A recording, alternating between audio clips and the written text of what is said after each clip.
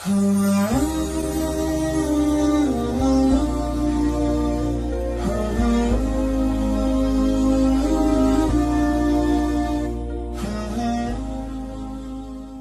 ingin tanya tentang niat saya ingin masang behel untuk merapikan gigi. Setelah saya cek ke dokter, ada kemungkinan harus sedikit mengikir gigi karena tidak cukup ruang. Bagaimana pendapat Ustadz tentang hal ini? Merubah yang tidak layak menjadi layak, boleh. Merubah yang tidak normal jadi normal, boleh. Ada jenis-jenis orang yang punya gigi, kalau dia senyum kita malah takut. Hehe, gitu. Yang begitu itu boleh dia robah. Tapi yang sudah bagus, yang sudah normal, malah diotak-atik sehingga menjadi abnormal, masuk dalam kategori 5 hadis riwayat dari sahabat Nabi as-sahabi al-jalil Abdullah ibnu Mas'ud radhiyallahu anhu. La'anallahul wasimat, Allah melaknat tukang buat tato, wal mutasimat, minta buatkan tato, wal mutanammisat, mencabut, ini alis apa bulu mata? Mencabut alis, mengotak-atik alis, wal mutafallijat, mengotak-atik gigi, wal mughayyirat, yang kelima, lil husni, merubah ciptaan Allah untuk merasa lebih cantik. Setan mempermainkan dia. Kata setan, masukkan kresek ke wajahmu, dagu panjang, isinya kresek. Enggak kresek Ustaz, silikon. Silikon itu kan plastik. Kresek. Makanya kalau diperiksa wajahnya itu cuma 5% yang daging, lain kresek. Dagu plastik, hidung plastik. Suntik 2 bulan pertama cantik, masuk bulan ketiga dagu turun, hidung turun. Tinggal lo ambil sapu lidi. Nenek sihir. Sampai ini apa nama yang di ujung ini? Bulu mata. Ini pun plastik juga. Lentik, plastik. Ada orang bakar sampah, layu. Panas.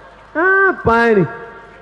Biarlah engkau cantik karena bekas air wudukmu. Engkau cantik karena cahaya Al-Quran dari matamu. Engkau cantik karena bekas solat tahajud. Siapa yang sholat tahajud di waktu malam, cahayanya dijaga Allah sampai di waktu siang. Loh, itu anak alumni Darul Quran Mulia itu kok bercahaya wajahnya? Iya, bekas air wudhu. Emangnya aku tayamum? Oleh sebab itu maka orang yang selalu mengotak-atik wajahnya, sobek di sini, suntik di sini, isi di sini, itu dipermainkan setan. Wala udillannahum, aku sesatkan, wala umanniyannahum, aku buat mereka berilusi, berhalusinasi. Engkau makin cantik, engkau lebih cantik, engkau lebih cantik. Tapi sebenarnya dia saja yang merasa cantik, orang melihat dia malah takut. Saya melihat orang bagi operasi-operasi itu malah wajahnya mengerikan, menakutkan. Coba lihat di internet contoh beberapa artis barat, bule, yang wajah di hari tuanya amat sangat menakutkan akibat dari merubah-rubah ciptaan.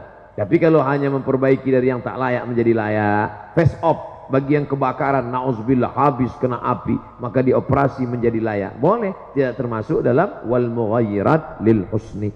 Bagaimana menurut Ustadz tentang kebijakan baru, yaitu nikah minimal harus 19 tahun dan harus ada sertifikat siap nikah terlebih dulu dengan mengikuti pelatihan 3 bulan.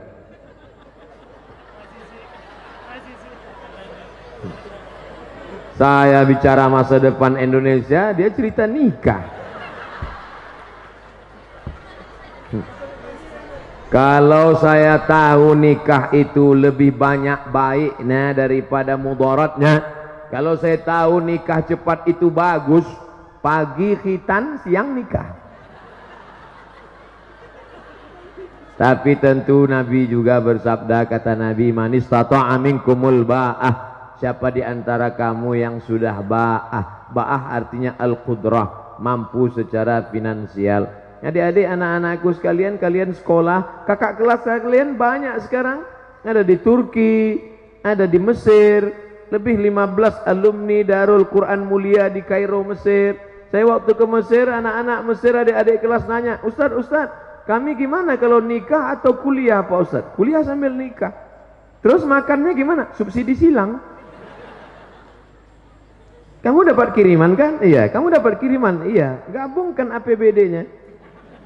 Cari yang siap dari nol. Di pom bensin dong Ustaz.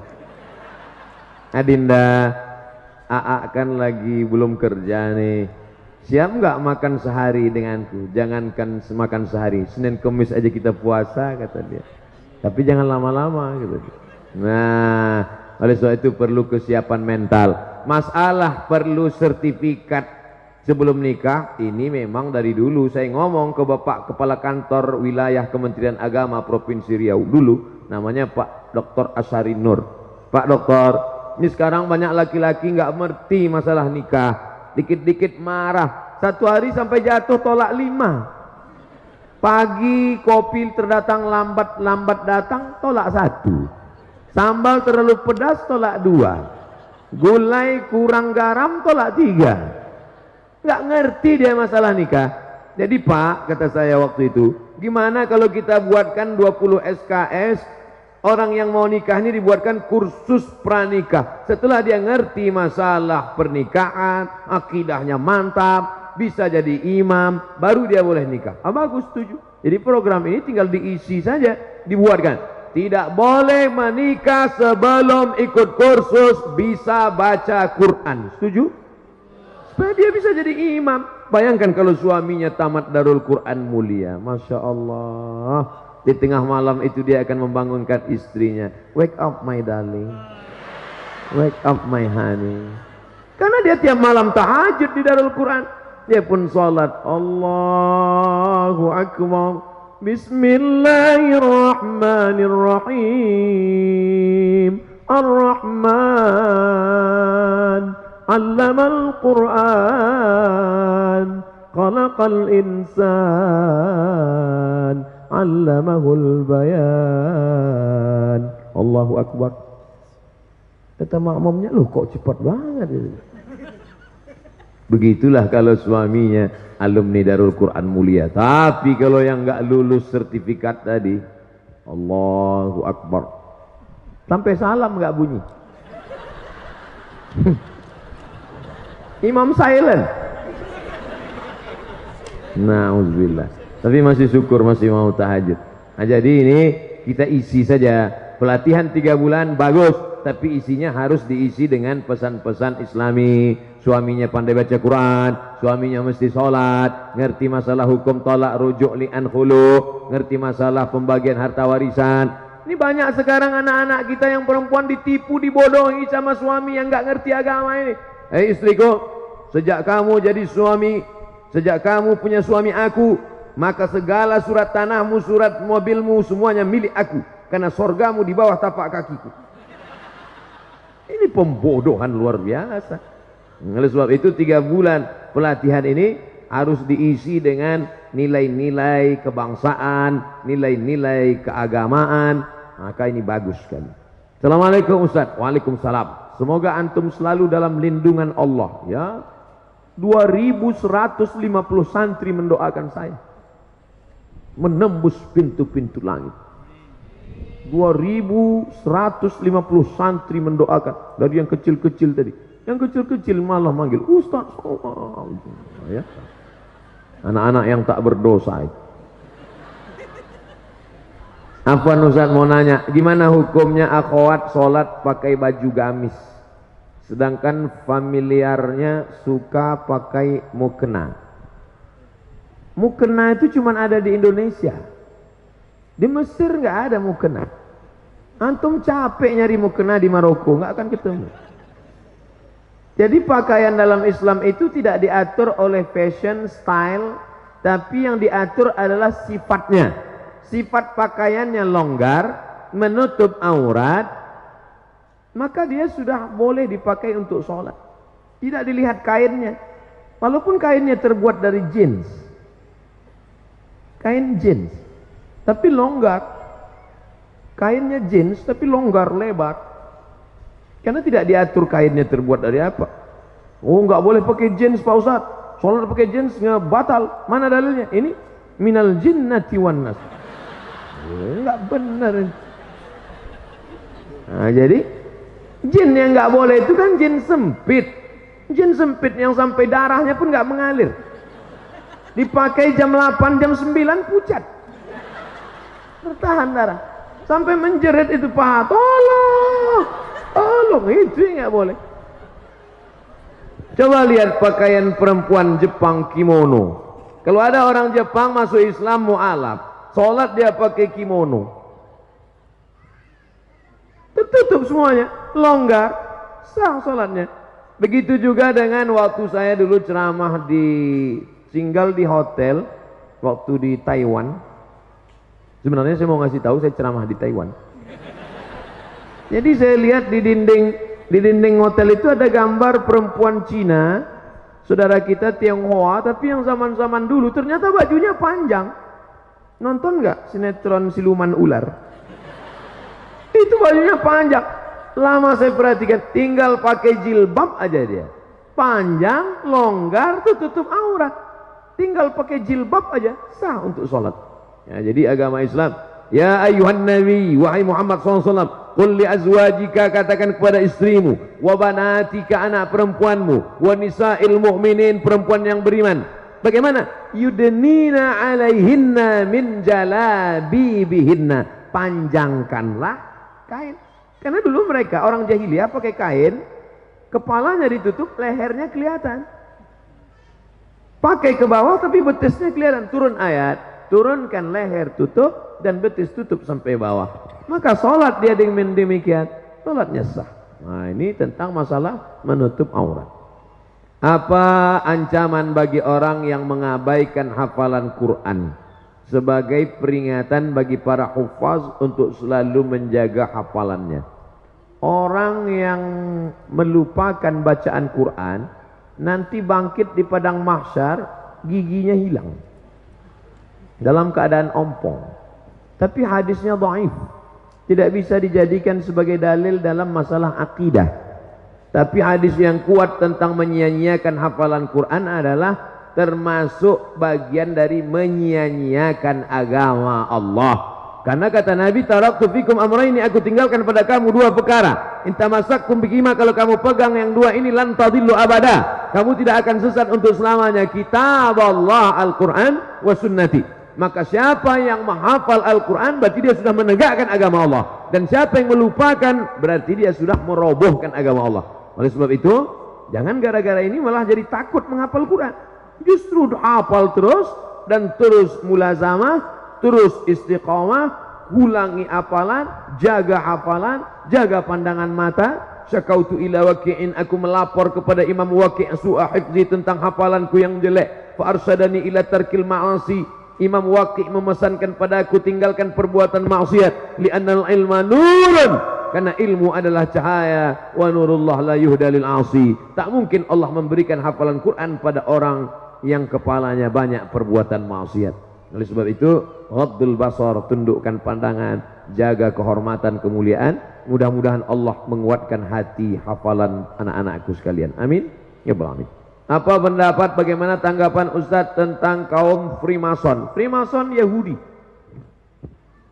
tidak membawa agama, tapi yang dibawanya adalah pemikiran pluralisme, semua agama benar, semuanya selamat. Jangan tanya akidahnya, yang penting orangnya baik, yang penting orangnya sopan. Jangan tanya agama, jangan tanya akidah. Dalam Islam justru lain asyrakta, kalau kau syirik, la yahbatanna amaluka, semua amalmu tidak bermakna. Wa qadimna ila ma amilu min amalin, semua amal kamu nanti akan didatangkan, ini sedekahmu, ini wakafmu, ini infakmu, tapi kemudian dijadikan amal itu haba'am mansura, seperti debu yang dihembus angin. Dalam Islam pokok pangkal pertama yang penting adalah akidah. Dalam Islam baik pun orang kalau akidahnya tidak benar.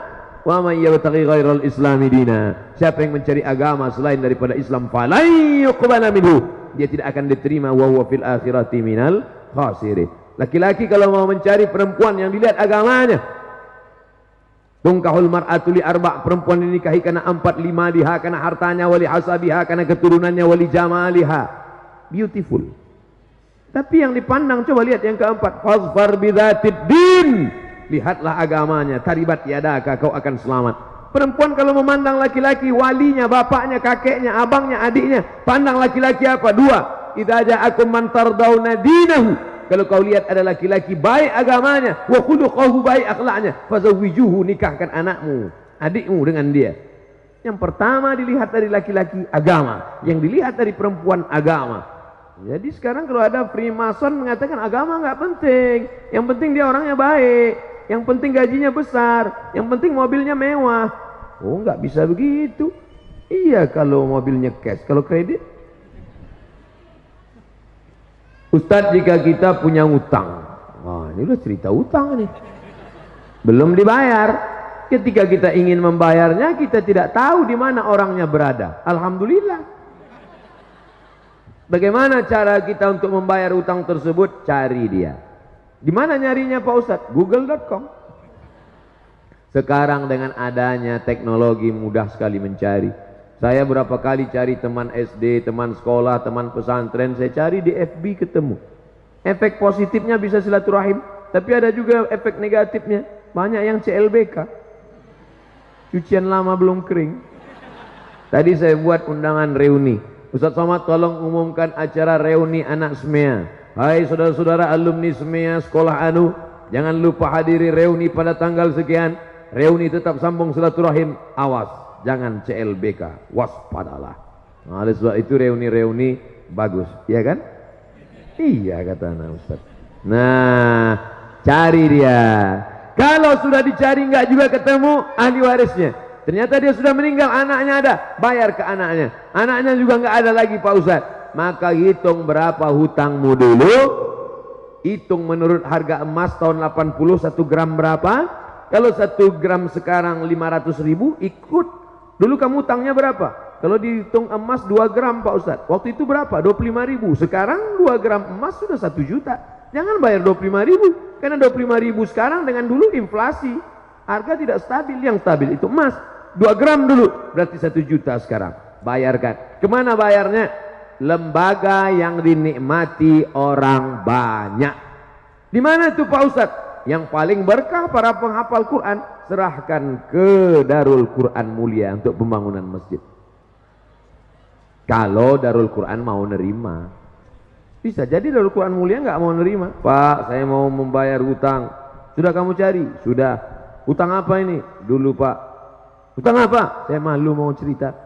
Masalah apa? Dulu makan bakwan sering bayar. Kalau cuman bakwan jangan bawa ke Darul Quran. Terlalu kecil, brother. Serahkan ke lembaga yang dinikmati orang banyak. Apa itu? Panti asuhan, pondok pesantren, pembangunan masjid, panti jompo. Bagaimana mengurangi kemaksiatan yang sudah menjadi kebiasaan, bahkan sudah menjadi karakter, sudah menjadi perbuatan kebiasaan. Pepatah kita mengatakan Allah bisa karena biasa, terbiasa. Kalau terbiasa bangun jam 3, setelah itu sholat tahajud, habis itu sholat witir, habis itu ngapal, habis itu ngulangi hafalan, habis itu tahsin, habis itu, maka dia akan terbiasa. Begitu juga sebaliknya, kalau sudah terbiasa buat dosa, maka perbuatan yang pertama mesti dilakukan adalah taubatan nasuha. Ya ayyuhalladzina amanu, orang beriman, tubu ilallah taubatan nasuha. Setelah itu berjamaah buat komunitas. Komunitas ex-tatu, mantan petatu. Komunitas jombloan fisabilillah. Komunitas biker subuhan. Komunitas banyak, buat komunitas. Karena serigala akan menerkam kambing yang melepaskan diri dari jamaah. Alaikum bil jamaah, iyyakum wal furqah. Setelah itu sering-sering lihat orang sakit, sering lihat orang mati, melihat liang kubur. Kalau perlu liang lahat itu dipoto, dijadikan wallpaper. Jadi supaya ingat terus.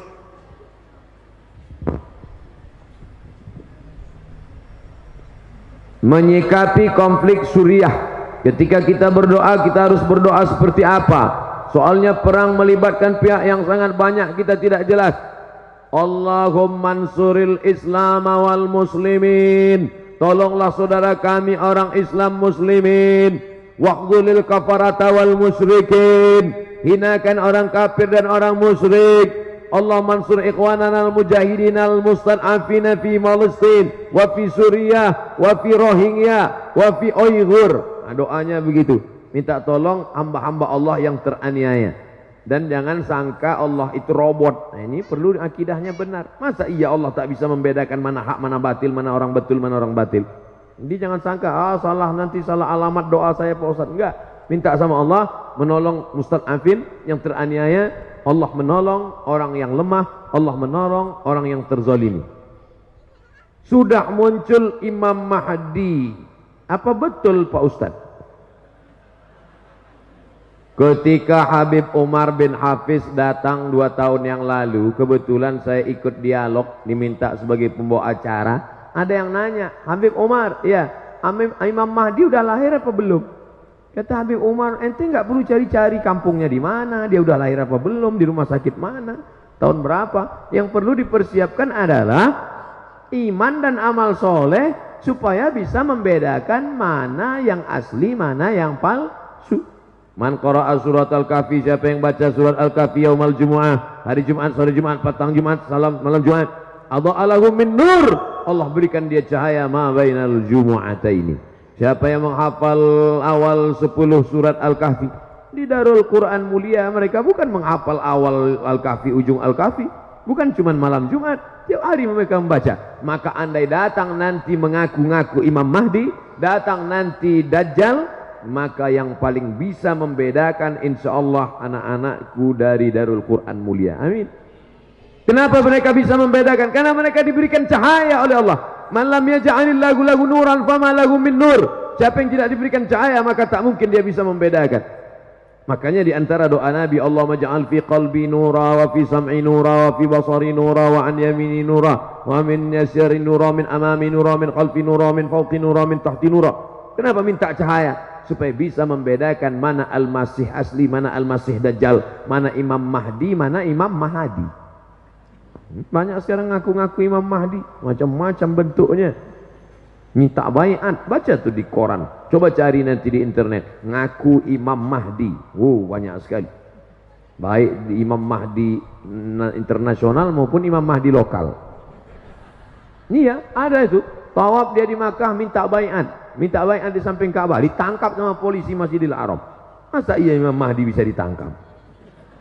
Tentang Al-Quran dan musik, saya pernah baca tulisan semakin banyak musik, semakin banyak lagu musik yang kita hafal, semakin banyak hafalan Quran kita yang hilang.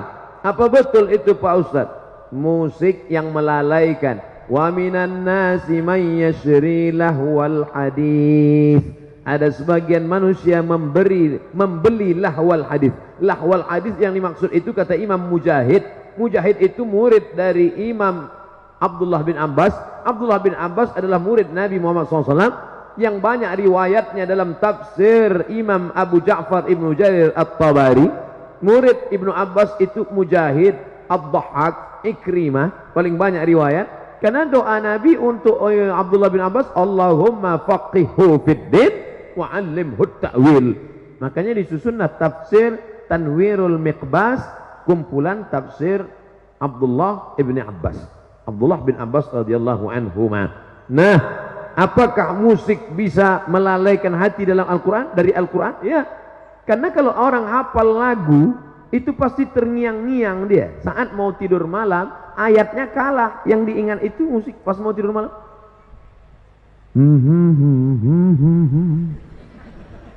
Dia terngiang-ngiang. Sampai nanti pas mau sakratul maut pun bisa.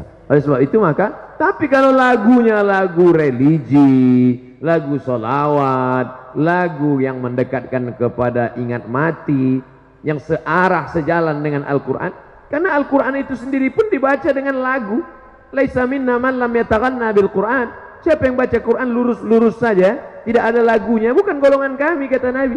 Makanya para ulama membolehkan memasukkan bayati, soba, sika, nahawan, jaharka, ras.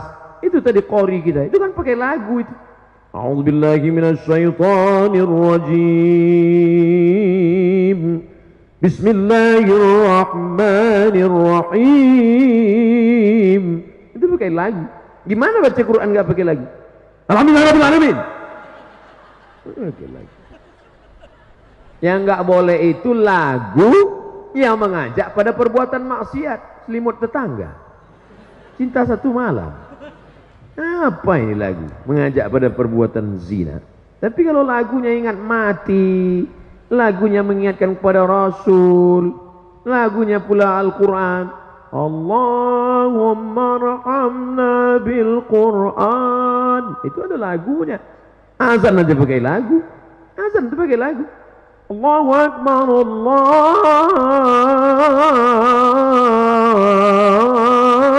Akbar, pakai lagu. Gimana azan nggak pakai lagu? Allahu Akbar, Allahu Akbar. Itu bukan azan, ngamuk.